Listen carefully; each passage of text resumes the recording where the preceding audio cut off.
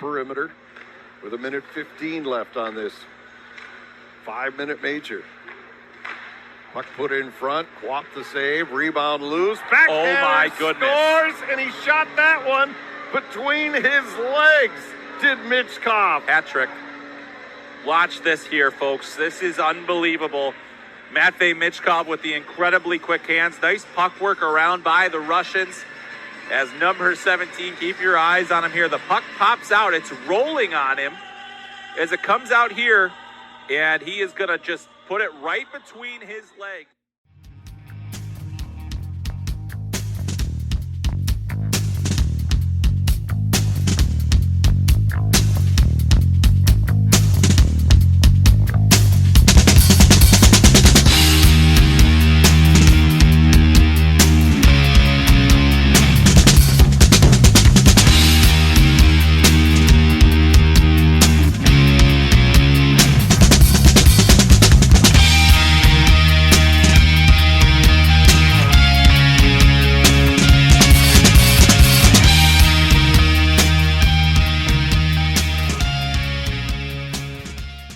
Hey everybody, it's Isaiah, and I'm here with Chef B, who's going to tell us about one of our sponsors here. Chef?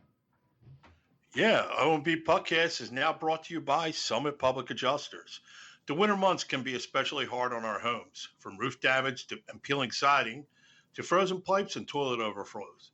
Call Summit Public Adjusters before you call your insurance company. Dealing with your insurance company can be stressful and confusing. Let Summit Public Adjusters take the stress out of the claim process by having our guys work for you. Get the most for your money and your repairs. The next time the big snow or the rain leaves you with some home damage, contact us for a free consultation. Summit Public Adjusters are licensed in Pennsylvania and New Jersey. Learn more at summitpublicadjusters.com or call 215-752-0560.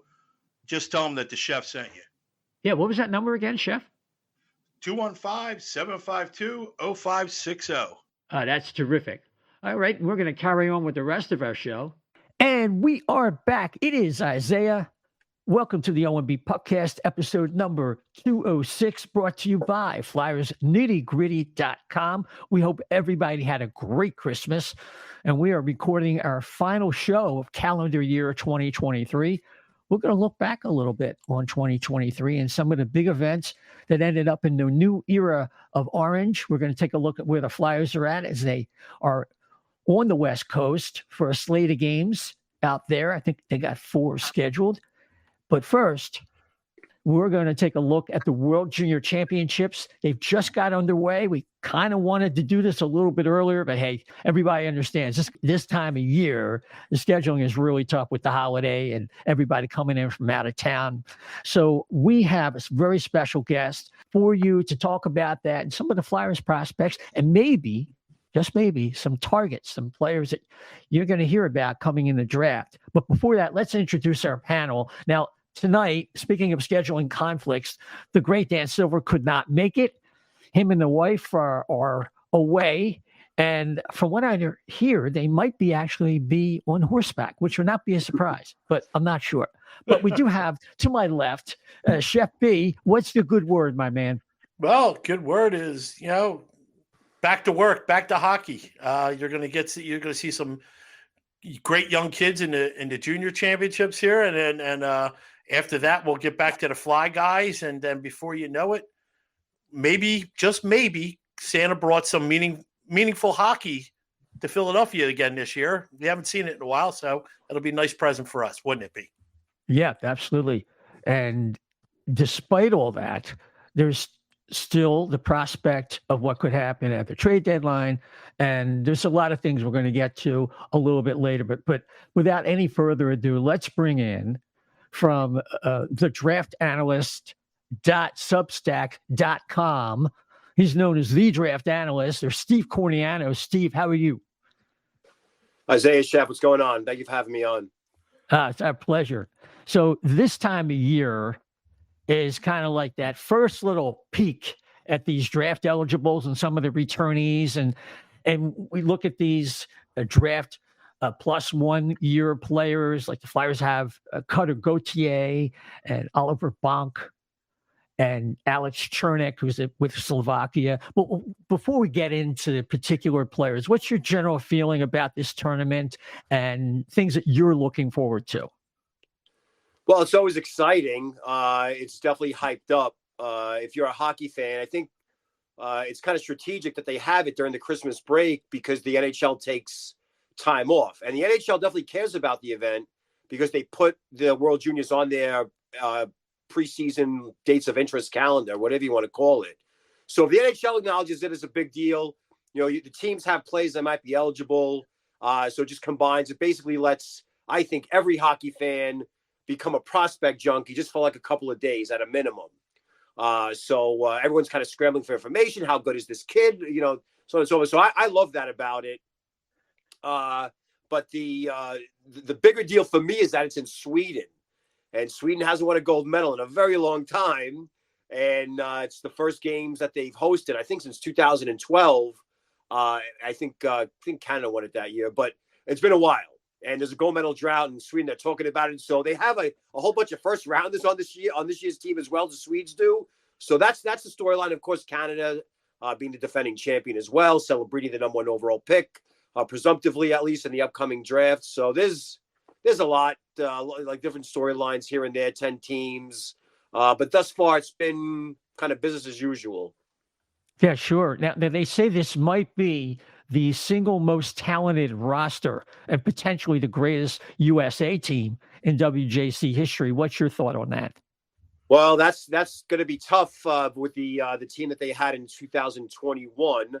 And of course, the 2010 team was phenomenal. I mean, you look at that roster, they had a whole bunch of 50-point, 30-goal NHL scorers, defensive. So we'll see. But in terms of where they've been drafted, you're right. Like this lineup is full of not just first-round picks, like high first-round picks. And so expectations are high. USA, has had issues the last couple of years. No one likes seeing Canada win consecutively. But, we'll have to wait and see. They struggled a little bit against Norway to start.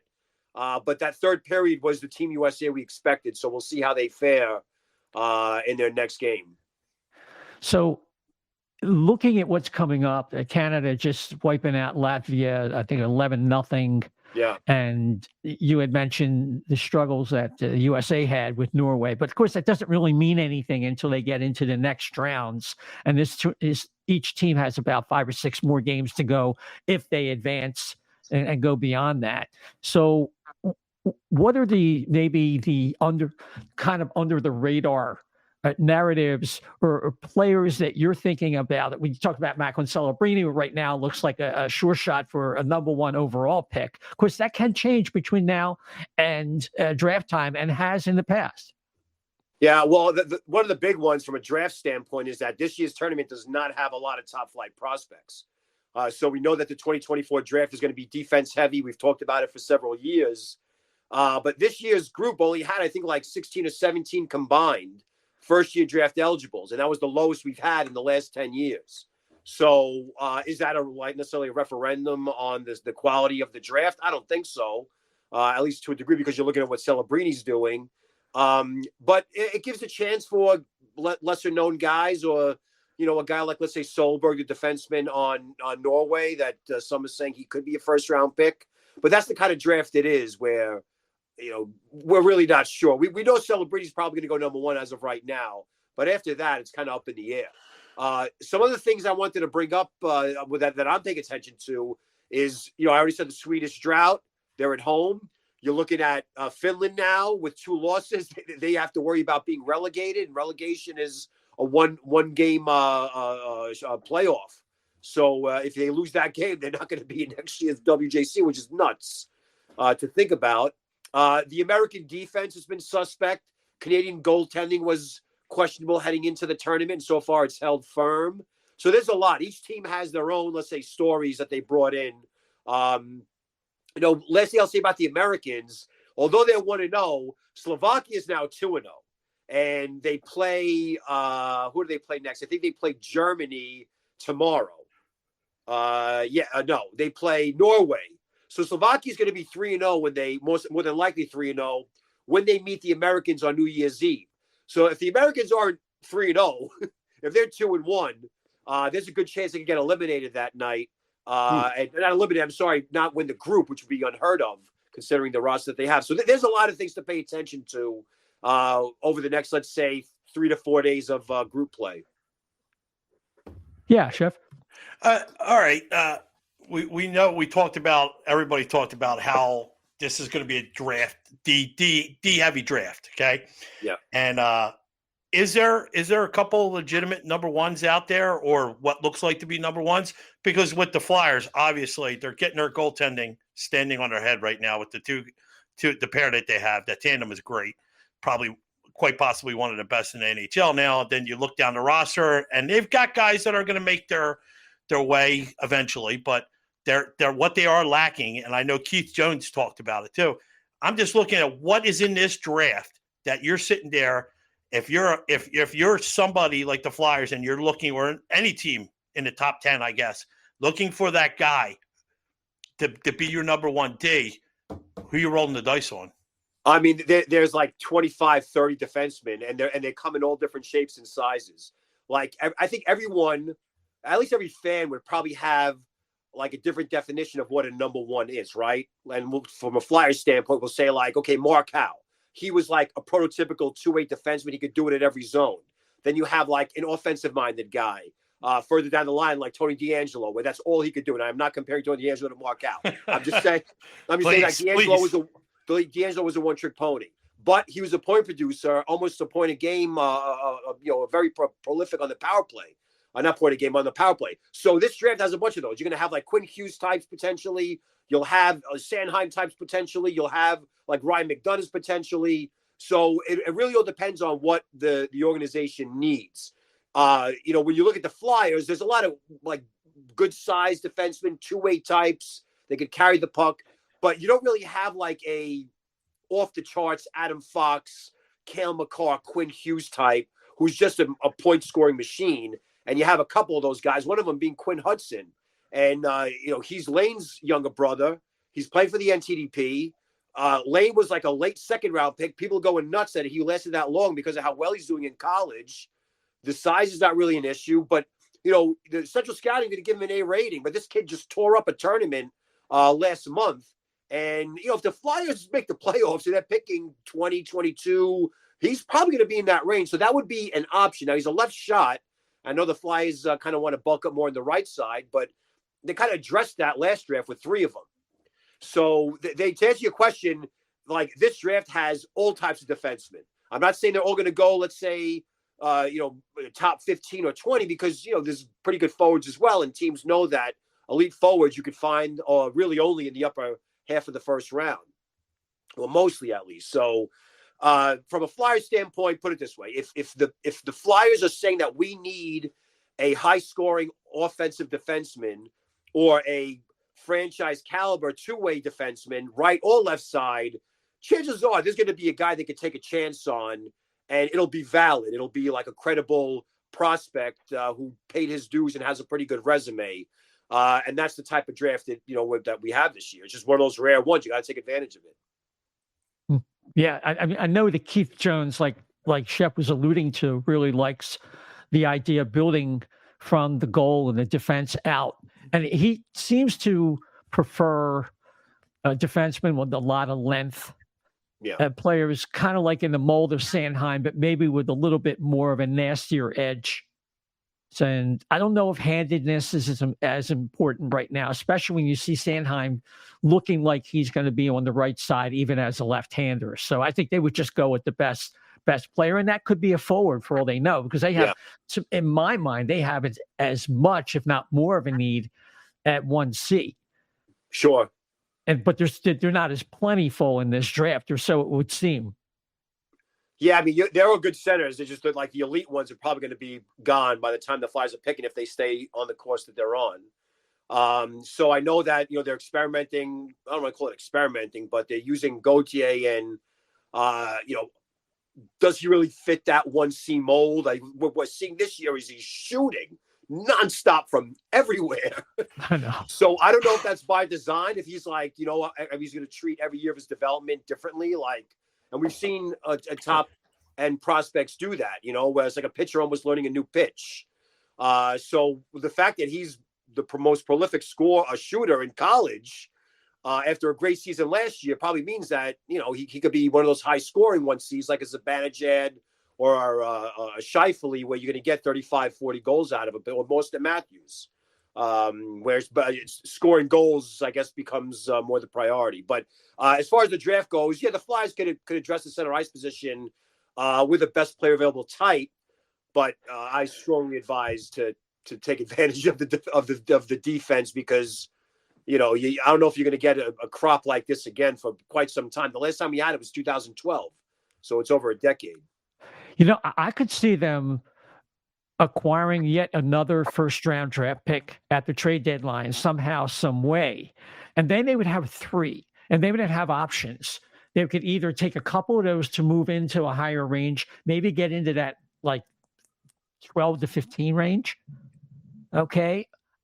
Or they could just play the numbers, the percentages, and draft 3 different players in the round, and 2 of them maybe could be defensemen going by BPA.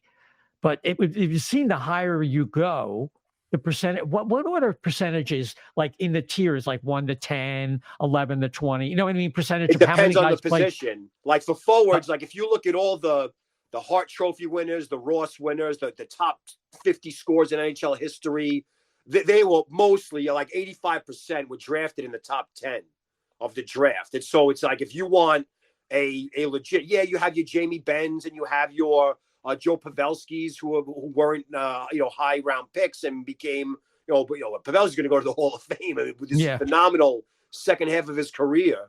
But for the most part, though, like I know Flyers fans have a bad taste in their mouths a little with the Nolan Patrick stuff. But that being said, like it's just with defensemen though not the same. Norris Trophy winners, second, third round picks, Yossi, Letang, PK Subban. You could go down the list.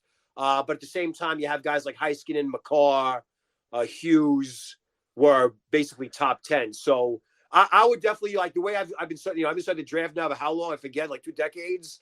If I'm going BPA in the top 10, it's going to be on a forward, and I'll take my chances with defense. But it also ties into like player development, that team's history and staff, how well they do when it comes to drafting the later rounds. But again, I think the Flyers right now, you guys probably don't want to hear it, but was surprised to hear that they should be probably thinking about the playoffs and, potentially maybe even moving down and accumulating more draft capital while they use that to potentially, let's just say, hypothetically speaking, that this is the beginning of a new Flyers era, that they are going to be good from now on. Again, hypothetically speaking, you want to accumulate as much draft capital as possible so you could use it at the trade deadline, and we've seen teams doing that before. So the Flyers are in a really good spot right now. This draft, there's a little bit of a drop off when it comes to forwards. Like there's an elite like group after Celebrini, maybe like 7 to 9 players deep, but for the most part, after that all those elite tiers are going to include mostly defensemen. Yeah, Chef.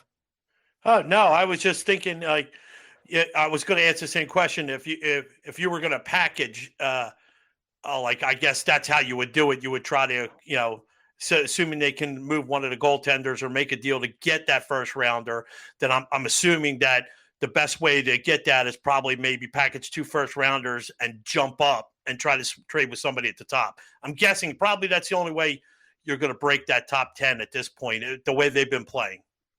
Yeah, not only the way they've been playing, but just their history on the tour. It's how they're going to, when they lose, it's either going to be like by like a goal or they'll get the loser's point. So, and then you got to factor in all the teams that are way behind them, that at some point reality is going to set in. They're probably looking at January as the decisive point or the deciding point. And I'm talking about teams like Columbus, Ottawa, Buffalo. Like Buffalo was supposed to be in the playoffs this year. That was the expectation. Yeah. They're probably not making the playoffs now. There's going to be, again, you have the extra first round pick. You have veterans now that you've been kind of showcasing, if you want to call it that. But at the same time, you have a really deep collection of wings and goalies. and goaltending stinks in the NHL.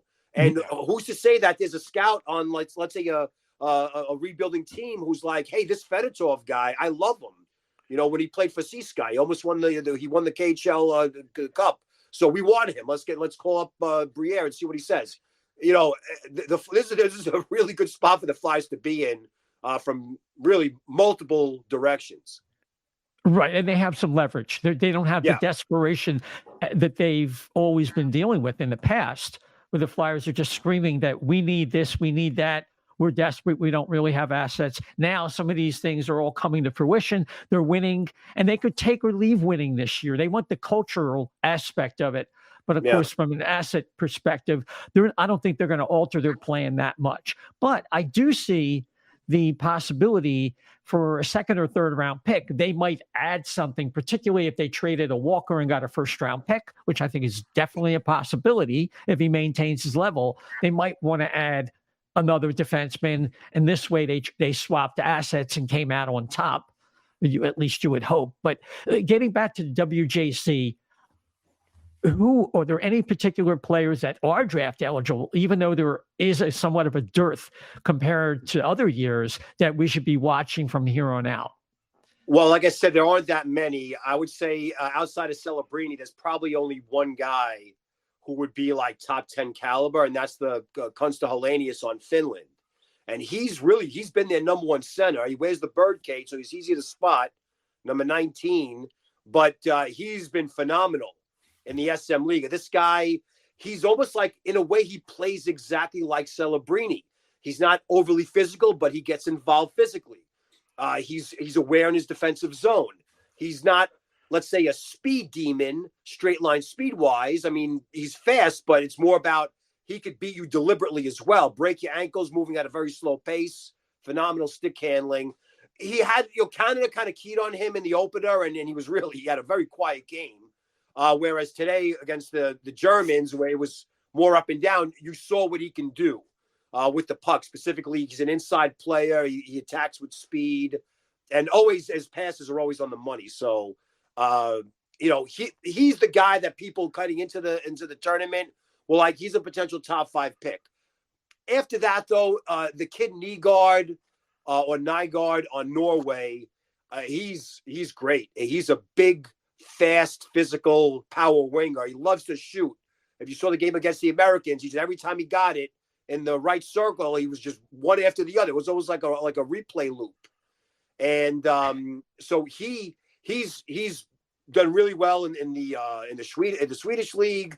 So playing in the WJC, no one expected Norway to do much, but he's definitely standing out as the other thing I like about him is he's like 6'2", 200. He doesn't stop skating. Doesn't really run out of breath. You could tell he has a reserve tank that's usually full. So at the end of his shift. But after that, I mean, look, Zeev Boyum, he was playing really well as a freshman for Denver as a first-year eligible in the NCHC college hockey. And in this tournament, it's kind of been a struggle for him in many areas. So I don't know if it's going to, quote-unquote, hurt his stock.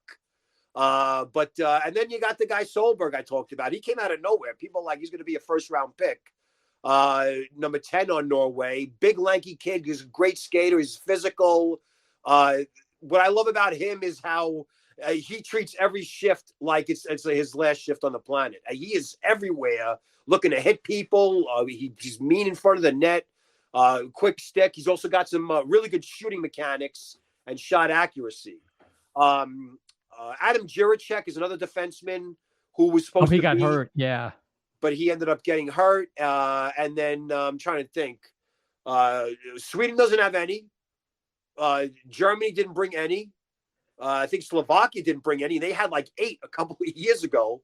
And I think the Swiss have a handful. Mugli, Reber, the energy kid, is pretty good a forward. And then the 2 defensemen, Mugli and Ustenkov. They're not bad. You're probably looking at middle round picks as defensemen. So, you're looking at maybe 5 of these kids in the first round. But, outside of Celebrini and maybe Helenius, and I would maybe even say Nygaard to a degree, there's really not a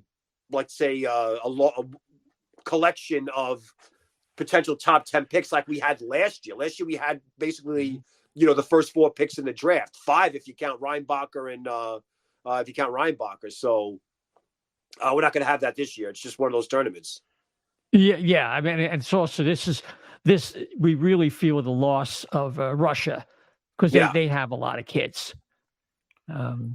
Yeah, I mean, and also the it kind of just the rivalries are historic, and so, but Russia, like Canada and Sweden, they rarely like to add first-year eligibles just historically, but having them there, I think the level of competition helps future draft prospects, if that makes sense. Like, you want to play tougher games with against tougher opponents. Absolutely, yeah. Yeah, absolutely. So Cutter Gauthier, a shooting machine in his first game with 8 shots, and he missed a whole bunch of them. But he was just like you were saying, it's almost like he was trying some stuff out, and he's been doing a lot of that this year. There are concerns that he doesn't necessarily have the kind of game that translates to center and might be more of a winger in the NHL, especially his play away from the puck, although he's been good on faceoffs. So it's a mixed bag. And of course, look, he's got to take coaching. And if he shows the willingness, he certainly has the talent. Yeah, it depends on, here's the thing. The Flyers, I support his decision to play center ice. I don't know if it was his decision or if it was the Flyers' decision. But with the NTDP, he rarely plays center. Like in playing in his pre-draft, he rarely played center. He was playing mostly on wing. And so when we're seeing him as a freshman at Boston College, we saw a little bit of a different wrinkle to his game. But now that he has the support, those 3 first-round picks from last year, Smith, Leonard, and Perreault, maybe it's seen. And again, I'm just speculating, but maybe it's like, okay, I want to, I don't have to worry too much about carrying the team. I could really just let my own skills stand out. But here's my take on it really is that, like, to be a two-way or a dual threat center, you have to show glimpses in the beginning of vision and pass accuracy. And he does do that. He just doesn't do it as frequently. So I wouldn't say he's going to be the next Jack Hughes or Matt Barzal, like those pure playmaking centers. But he has the ability to make nice passes. He just chooses not to. He just chooses to shoot. And so the question is, like, it's about incorporating his line mates.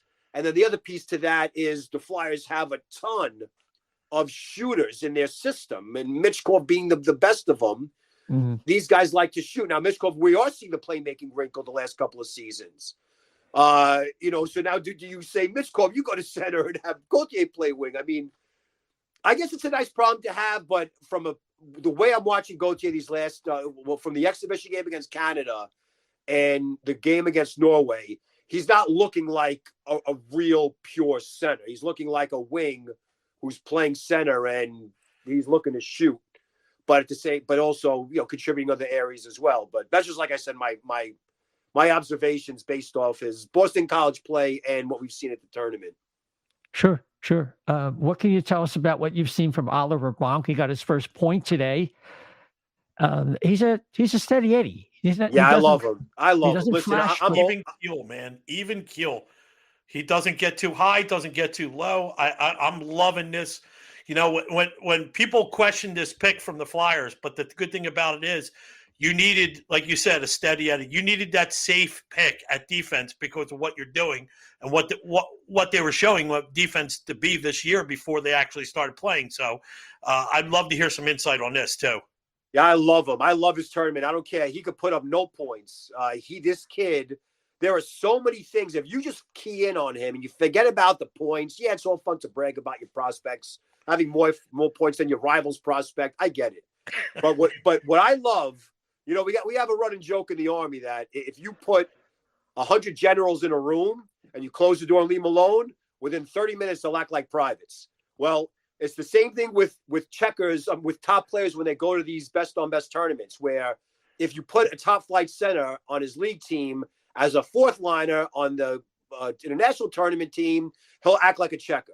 With Bonk, Canada had major issues on defense heading in because they lost arguably their 2 best defensemen, two of their best defensemen in Luneau and Molendijk. So they had to scramble to replace them. I think they replaced them with Ty Nelson and Donovan. So, but still with that, Bonk, who's the number 1 on London, There's no doubt about that. Bonk was basically said hey, you're going to be on the third pairing with Donovan, and he has not behaved like a bottom pairing defenseman. He's confident, he's clean, he's rushing the puck, not with speed, but above all everything else, I love the way this kid is handling pressure. And if you've been following me on Twitter, the defensive turnovers are a major pet peeve, easy breakout passes, major pet peeve. And we're seeing a lot in this tournament from pretty high profile guys. Not the case with Bonk at all. He's reliable. And there was one play today that blew me away. It was a 50-50 battle. The Latvian kid dumped it in. Again, this is a blowout game. Latvian kid dumps it in. So it's a foot race. He gets there first only by a hair. He looks up. He sees a second Latvian coming.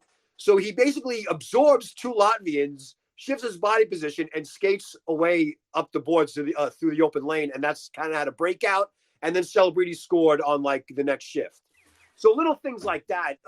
You want to see him score and shoot the puck and be dynamic, explosive. But no, he could play for my team any day of the week. He is exactly safe. I think isn't doing him justice. He's incredibly smart. Great.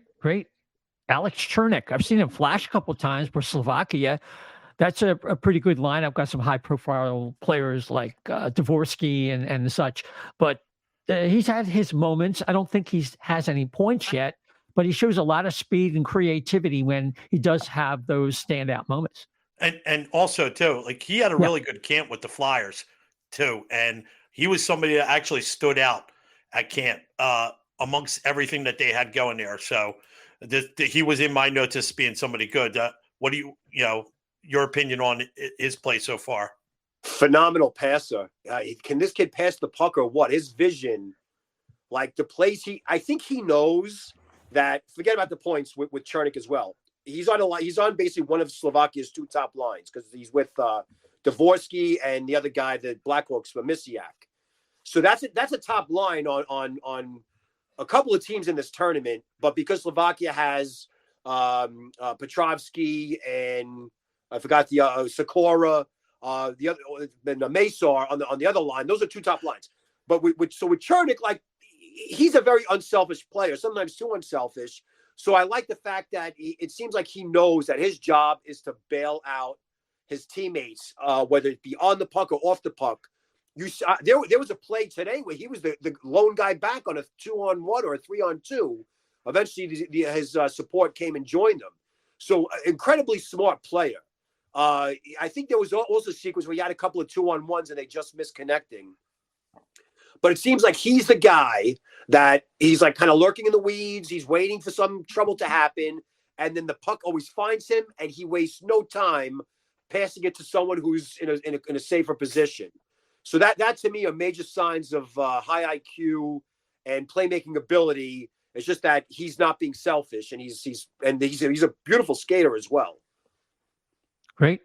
How do you see this tournament going, or do you don't really have any ideas about who you think is going to win? Or I think Canada they've proven that they can win ugly. They don't have the flashiest roster as in previous years, but they could win ugly. They have that system where it's the heavy forecheck. But what I really like too about Canada is their discipline. They know how power plays can really change the momentum and turn the tide, and the IIHF refs call every penalty. So they're physical, but in a clean way. They're not really getting involved after the whistle. They're playing a professional style. So I think even with their goaltending issues, I think that just the chemistry is there that other teams aren't showing. Sweden is the other one though now, and they're in the same group, and they play on Friday. So they're not even playing on the New Year's Eve game. So, once we get into seeding, Slovakia to me is the dangerous team, because they have balance everywhere and they got the goalie Guyan who could, basically steal games. So, the Americans, Slovaks, Canadians, and Swedes to me right now, and I'm just saying that because of the records, that's going to be the collision course.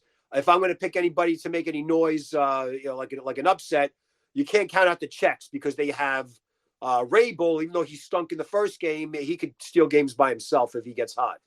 which was the case last year. Interesting.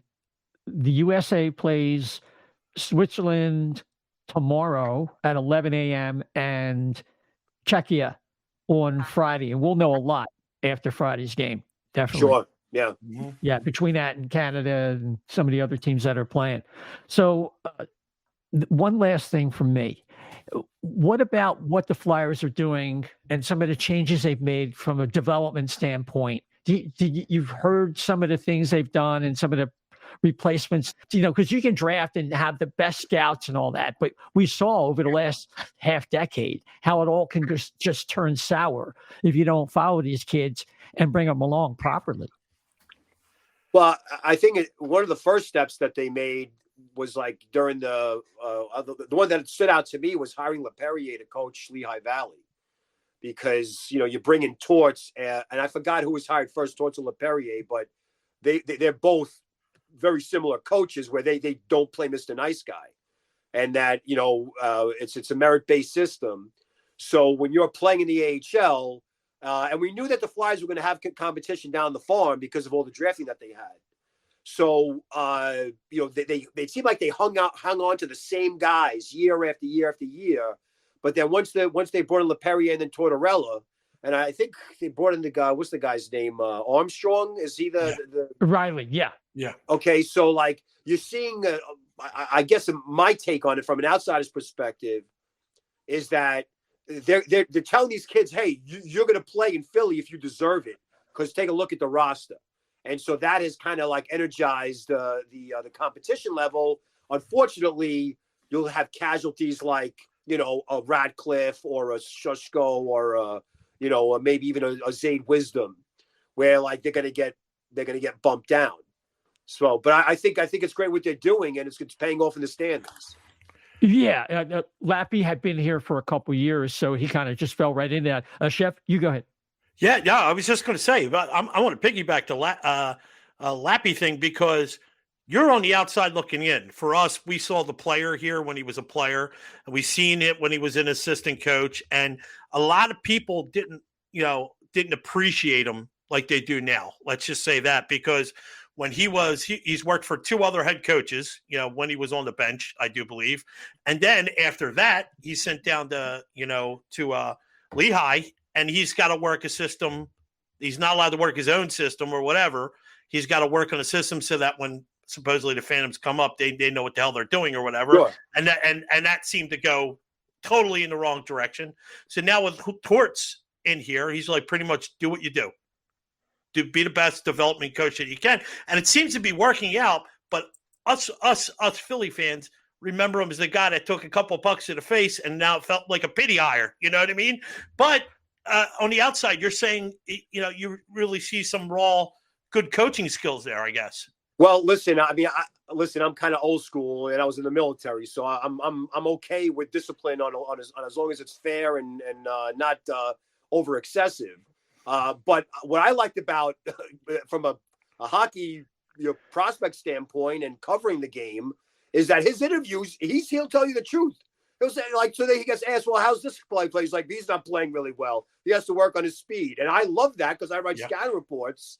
So I'm like, hey, if the coach is saying it and I see it too, all right, 2 and 2, you add 1 and 1, it makes 2. So as far as like tactics go and like how good of an in-game strategist he is, I don't know. It seems to me, though, that the intent was to toughen these kids up, like not necessarily in a toxic or corrupt way, but toughen them up like, hey, like the realities of the NHL can be harsh.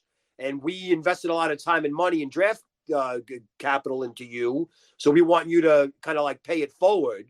And like I said, I mean, if Lehigh Valley's, who cares really what they're, I guess, necessarily doing down there stats wise. The reality is that you got a lot of Lehigh Valley graduates on the Flyers right now, and they're part of the reason why they're not in the basement, which is someone like myself expected, based on their lack of offseason activity. So if it ain't broke, don't fix it. Let it go, and then hopefully you don't hear like, oh, the coach was mean to me, and you have like Mike Babcock like weird scenario, But like I said, it's working. It's just working, and it didn't work for a while.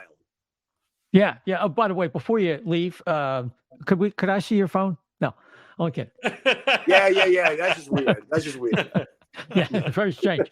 But you know what's not strange is if you go to the draftanalyst.substack.com, what are they going to get when they go there, Steve? Just like in-depth draft analysis. I've kind of like changed from doing like the basic, like profiles and mock drafts. Like I still do that, but I like to kind of take like a, more deliberate approach to covering the game. There's no need to I have to release something. I'm on deadline. I need clicks. Like that's not why I moved to Substack. I moved it because I wanted to take my time. So you have a lot of research projects there. I just did one on the first year eligibles at the WJC. I've been covering each team's top prospects. Stuck on the Rangers. Well, I finished the Rangers. Now I have to move on to the Islanders, but I covered the Flyers plenty. So you get a mix of NHL prospects and draft coverage and draft history. And over the next couple of months, though, it's going to be mostly 2020, if not all 2024 draft coverage with, in-game reports, scouting reports, profiles, mock drafts, rankings, everything. Fantastic. And people can find you on the app formerly known as Twitter at The Draft Analyst. Yes. Brother, thank you so much for coming aboard. We have to get you back again sometime very soon. Steve, sure. Great. Thank you for having me on. Appreciate it. Steve, thanks again. Take care, man. Bye. Yeah, that was a fun segment. I caught his article about how few actual draft eligibles there were at the WJC this tournament compared to prior years. So it was interesting that you saw a lot of returnees, but that doesn't take away from the tourney. And given the fact that the Flyers are doing better than we thought, unless they kind of fall just outside the playoffs and by a fluke pull a Nolan Patrick kind of number 2 overall kind of thing, chances are the Flyers are not going to get a guy like Macklin Celebrini or one of the top flight players in the top, 5 or 10. Well, no. And I don't know. There's always a chance, I guess, something crazy to happen. We've seen weirder stuff, crazier stuff. But more importantly, I think is what you're creating. I mean, if you get someone, you're going to get somebody good in this draft in D somewhere. They got 2 picks in the first round already. They might end up with another one depending on what they trade and all that. But they're going to get a couple of good players in this draft in the first round anyway. So you take that, you build on that. If it matches what you're doing right here, great, even better. That's fantastic. I really do believe that they're building something. And look, we talked about it at the beginning before we even hit there. There's 49 games left still. Who knows how long they can keep up this pace, how well they're playing. I mean, we want them to. We don't want the bottom to fall out of it because there's so much more fun when watching your team win than lose. But in this case, if, I thought they were going to finish like 2 points shy of the playoffs and that be creeping around. I thought they would be a great team, fun team to watch. So far, I'm getting my money's worth. I'm getting exactly what I expected out of this season. A turnaround with new ownership, new hope, and all that. So I'm going to stay with that. I still think they could, they'll be out of the – I still think they might just be out of that playoff thing, the playoff hunt there, miss it by 2-4 points, whatever. But it's so hard. You lose a game here and there, everybody's all bunched up in the Metro and in the East. So you could be in second place today and 8th place tomorrow, it depending on how many games you lose, in 2 days. So I can see that. I mean, since our last show, the Flyers went 3-1-1. They are 13-4-3 since the San Jose loss to kind of turn things around for them in a manner of speaking. That's a .725 winning percentage. They are 18-11-4 overall, currently in a wild card spot with, as you mentioned, 49 games remaining. 30 games until the trade deadline, March 8th. So, there's a lot brewing here. There's a lot going on. And chances are, it's going to be tough holding off Carolina, who's got a better roster, and holding back New Jersey. I'm thinking, is New Jersey currently? Yeah, New Jersey's currently not in a spot right now.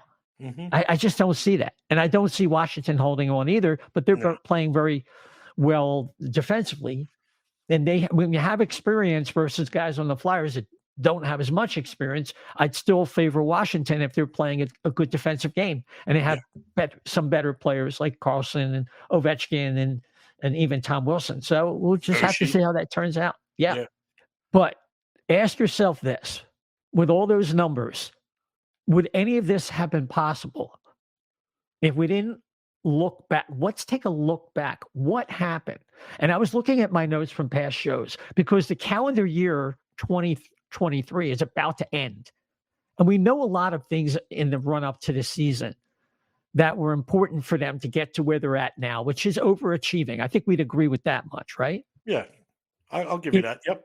I look at my notes from December of last year, and there were rumors that were swirling about a front office shakeup and how, remember they were saying Fletcher could be kicked upstairs, and that was a possibility, and then Danny could take his job. And that was like something I totally opposed. I think we all opposed it. If a guy failed, you don't give him a promotion.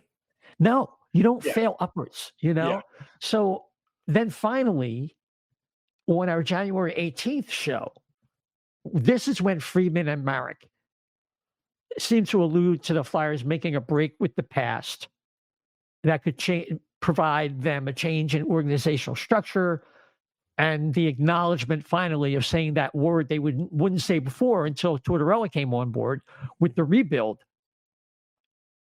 And then you had that, what was it, March? You had the Rangers game with the Rangers fans just kind of taking over. I was in the press box at that game. That was horrible. Okay. Yeah. Well, that's all we were talking about up there. Yeah, it wasn't a game, It was where they were situated as a franchise. The Rangers fans just come in there, take over. Yeah, it was a big deal. It was kind of like a line of demarcation. And then you had the trade deadline fiasco. They couldn't get rid of JVR, which is unbelievable. Then the town hall, and what was it? Fletcher was saying something about. They have an app that assesses value, and this is one of the tools they use to make sure they get proper value in trades.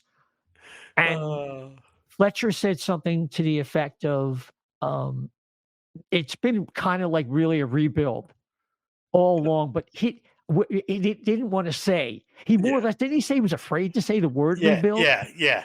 You go, yeah. And how much of that was Dave Scott? Probably a lot. I'm going to guess a lot because we never heard from Dave Scott, and I'm glad we didn't, because I think we'd be even more mad if we did. So, and then you sit there and go, you know what, though? I'm going to turn the page with everything right now. I'm looking at what we got now, and it just, the whole feel is different, and I'm very happy about that. The team feels different. The games feel different when you watch it. It's just it's whole different. If you've been down there this year, you can feel it. It's all over the building too. Right. So the culmination, of course, is Fletcher getting fired. And then you look at some of the moves. They finished 31, 28, and 13 for 75 points. They could be like 10, 15 points better than that this year. Yeah. Maybe even more. I don't know. I don't see them more than 90, but maybe I could be wrong. But by mid-May, you had the whole new era. You had Jones hired. You had Hilferty taking over for Scott, who, thank God, like you said, he retired. And then we had the big moves. And a lot of it was more addition by subtraction with the Provorov trade. You got everybody all hyped up that the Flyers are going to get all kinds of assets. The Sanheim trade that fell through. The first round draft pick we almost had. And then it got pieced together, kind of haze for not much. Yeah. But they drafted Michkov. That then it was kind of like a stock index, up and down. Yep. And they drafted Bonk. Some people wanted them, including myself, to push a little higher. But we'll see how that works out. with Bonk. And we're not going to know about Oliver Bonk and his contributions for probably like 2-3 years anyway. Mhm. And then, of course, getting rid of Tony D'Angelo, who's having a rotten year in Carolina as a trade candidate. We get Massimo Rizzo, who probably is a tweener at best, but that's okay. Again, more addition by subtraction. And it led us to where we're at now. Remember going in, we had all these questions about the defense. I thought for sure that's going to be a train wreck. Yeah. And Although now it's arguably one of the most steadiest part. You got the people talking that, they want Sealer and brain fart. Walker. Thank you. I almost said Wheeler. I don't know why I said Wheeler, but Walker and him, they want them together. That's how good they've been as a second pair. People are apparently asking about it. And I sit there and I'm very happy with this defense. You know what? There is one question I wanted to pose to you because I know it was one of your major concerns. You didn't know if it was going to work out. And I think Dan might have been on the same page. The three-headed monster. You were worried about how could you hire Briere before you had a president, a GM before a president, and he's going to want to change his coach. But I'll be damned if something didn't work out in this situation here where they all seem to be. Now, we don't know all the inner workings, but they all seem to be like they're on almost on the same page, right? It seems like they're in sync. I think like any regime, they're going to have a testing moment. That could come with an injury, some kind of controversy. They don't have a Provorov situation on flag night or whatever. Yeah. So there is going to be something that comes up, and that's when you find out what you're made of, right? Yeah. So we'll find out. But so far, so good. I have no complaints. Mm-hmm. Yeah. They appear to be very committed to the long term and building it right.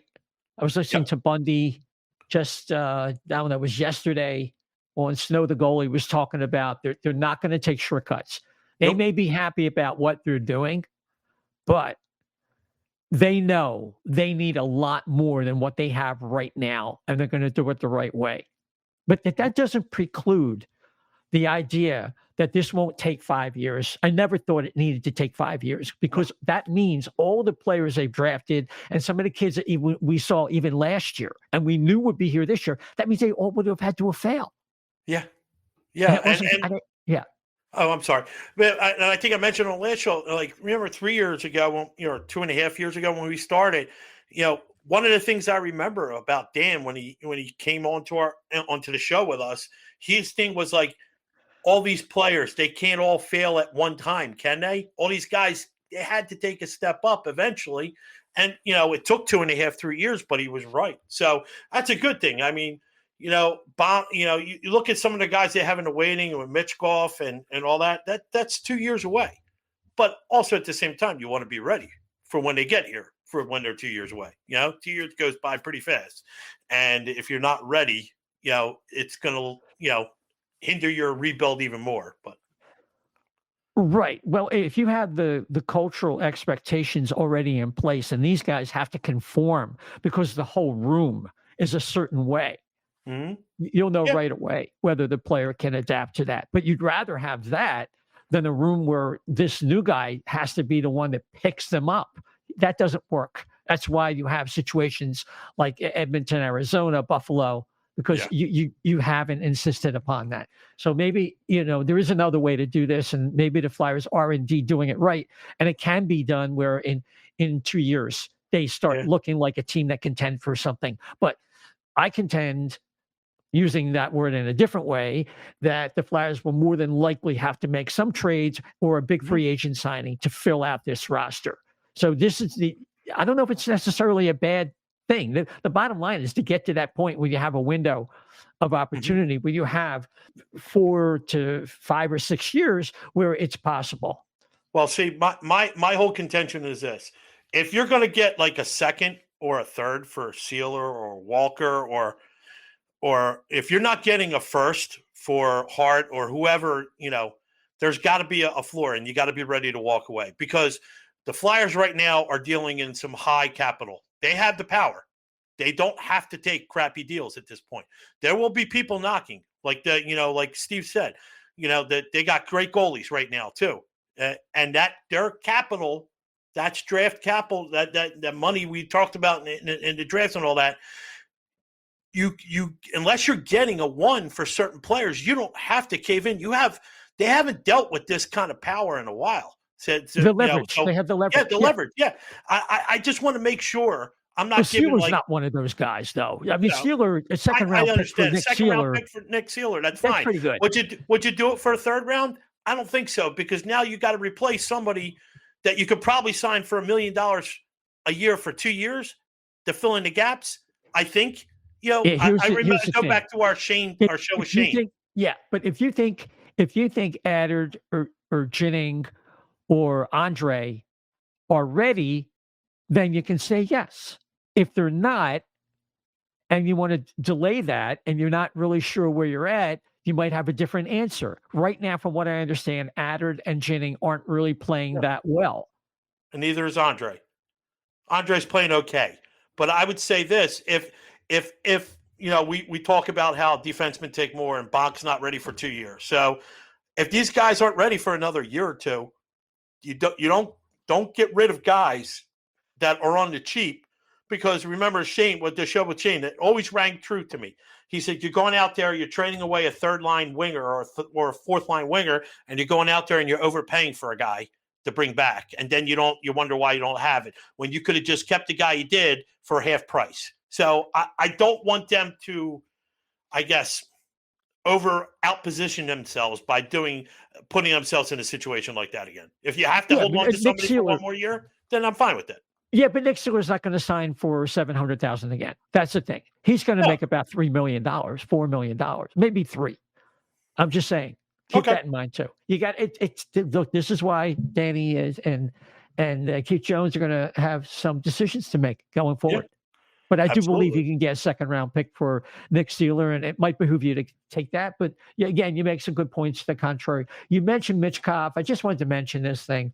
Some Russian agent talked about how the Russian president wants to keep young players in the KHL, and it would keep Michkov, like they want to keep him 4 or 5 years.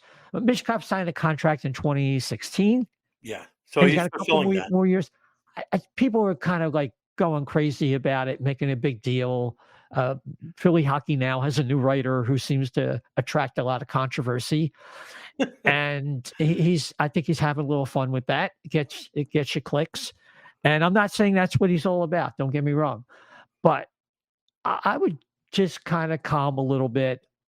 And if somebody like Russ Cohen said, no big deal, and Bill Meltzer says, nah, not really a big deal. Just, we'll see.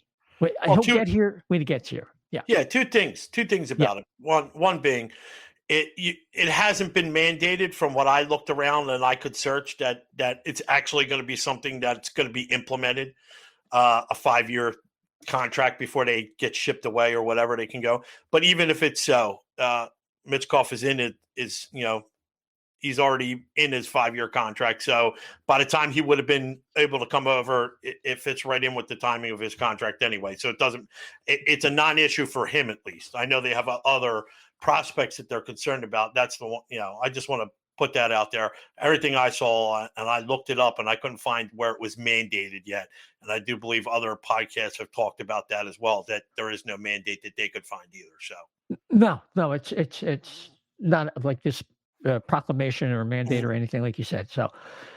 So before we close out tonight, I did want to give the Flyers credit for that 3-1-1 close. And this is like a team at the end of a good streak. They didn't look good versus the Preds. The Preds, I think I tweeted out, the Preds look like a better version of the Flyers, and with higher level proven talent like Forsberg and Roman Josi and some of these other guys they have on the team, and Ryan O'Reilly and Saros has been playing very well, especially when we plays the Flyers.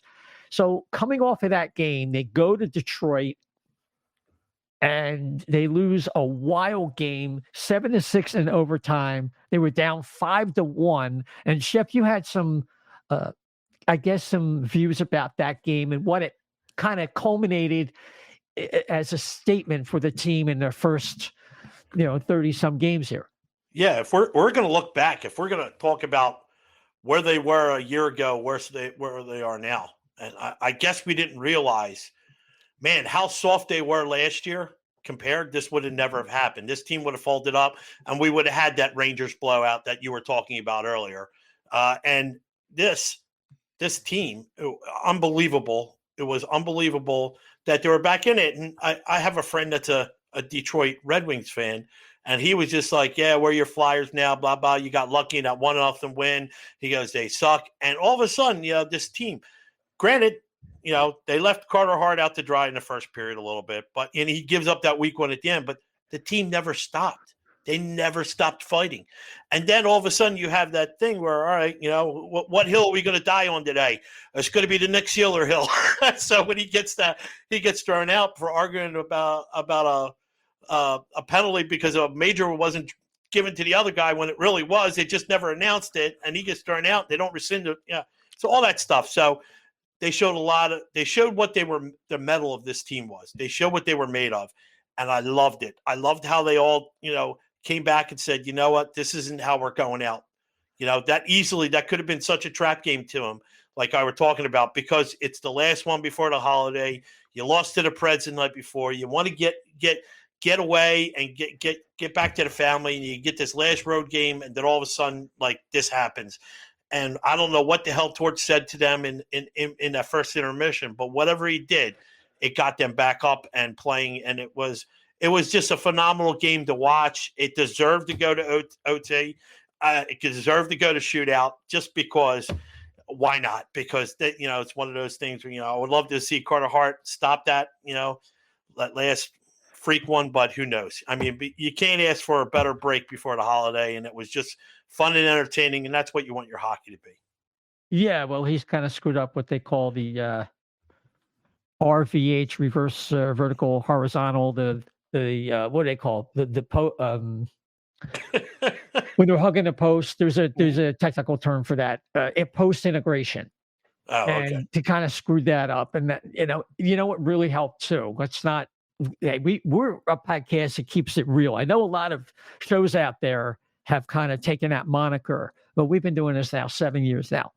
And we've watched this game a little bit longer than even some of those guys. James Reimer was fumbling the puck all night. I thought about Mike from Buffalo, Michael Jello, who writes for Hockey Buzz, does the Hockey Buzzcast, is on Off the Post Radio. And he's always busting on Reimer when Reimer was playing for Toronto. And he's a classic backup, and he's not even that good of a backup. And he was brutal. He just couldn't catch the puck. No. So what the Flyers did in that game is we got to get pucks to net. We'll try to deflect it and or get it at his feet, because he doesn't have very good feet. But, right. If they did that more often against even better goalies, some of these games where they just can't generate offense, I think it's almost like might be the best thing that comes out of the game. Not only showing their mettle, but also being a little bit more resourceful when they come into situations where they're playing too much on the perimeter. Just get pucks to net, drive the net, get the deflections, get the rebounds, and they're able to, and they probably deserved to win the game when it was all said and done. Yeah. Except for that weak goal. But then again, probably about 4 of the goals the Flyers got were probably stoppable. But hey, I'm not complaining. No. Yeah, you'll take it. They get a point, and like I said earlier, in terms of their record, they were 3-1-1 since we last spoke, and they're 18-11-4 overall, and they have a wild card spot. But 49 games remaining, a lot of hockey, only 30 until the trade deadline, as we mentioned before. So tomorrow night, we're recording this on Wednesday. They have back-to-back versus Vancouver, and then they go to Seattle, and then Sunday, they have a night game versus Calgary. Then 2 nights later, they finish up their trip versus Edmonton. Then 2 nights later, they're back home against the Blue Jackets, and they have a Saturday. And is that a matinee? Yes. Watch those matinees against the Calgary Flames on January the 6th. And I'm betting that we will have spoken to you before then with a new show, and hopefully the great Dan Silver will be back with us. So with that, Chef, before I do that, let me just remind the folks, it's really important, if you could rate and subscribe to the O&B Puckcast, subscribe, follow, whatever your platform is indicating. And if you could follow us on Twitter, or the app formerly known as Twitter, at O&B Puck, at O&B Puck. We're also on Getter, at O&B Puckcast, at O&B Puckcast. We're on Apple, Spotify, iHeart, TuneIn, Amazon Audible, Google, and many other podcast platforms. You can give us a 5-star rating and maybe even a review on Apple. We'll mention your name, that's for sure. It moves us up the charts when people are looking for Philadelphia Flyer podcast, and it really helps us with the algorithm. We appreciate that. And of course, you can also find us on YouTube. Just plug in there O&B Puckcast, and we have a Facebook page as well. So keep that stuff in mind when you're looking for the O&B Puckcast. Throw us a 5-star. We appreciate it. Chef, what is the last word for the night? The last word is let's go Flyers, man. I want to get some back. I know we're enjoying a little bit of the junior stuff now, and I got the DVR. I got so much, 60% full of hockey. It's all like the junior games. So I'm looking forward to maybe catching up, watching some games. I know the outcomes, and it's really hard to sit through it when you know what's coming. But I still do it. I'll still do it. But I'm looking forward to getting back to some hockey. This has been a long enough break. It's funny when last year when we were doing this, it was like a chore. It was like homework, and we were like that kid that didn't want to do homework, And now I'm like, I'll stay up. I'll stay up on Flyers after dark. These 10 o'clock games, my ass will be awake. I'll be there following my team because it's fun again.